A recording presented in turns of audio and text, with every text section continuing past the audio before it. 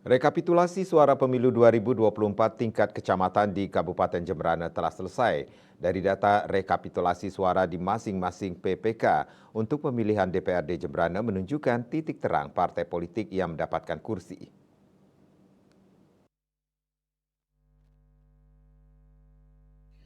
PDIP memastikan kursi DPRD Jemberana dengan perolehan 15 kursi. Masing-masing Dapil 1 Negara 4 kursi, Dapil 2 Melaya 3 kursi, Dapil 3 Pekutatan 1 kursi, Dapil 4 Mendoyo 4 kursi, dan Dapil 5 Jemberana 3 kursi. Meskipun kursi yang diperoleh turun 3 kursi dari periode 2019-2024, yakni 18 kursi, namun PDIP masih menguasai kursi di DPRD Jemberana, disusul Partai Golkar dan Partai Demokrat yang masing-masing mendapatkan 6 kursi.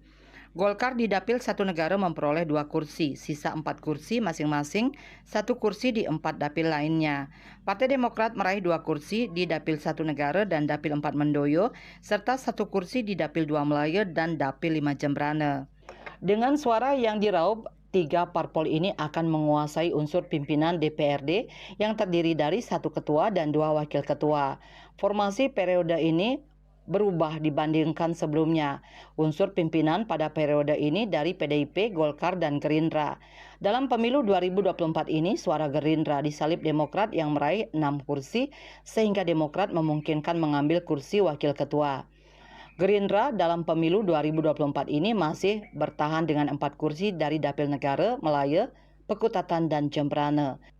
Sisanya 4 kursi di DPRD Jemberana dibagi rata PKB dan P3 dengan masing-masing 2 kursi.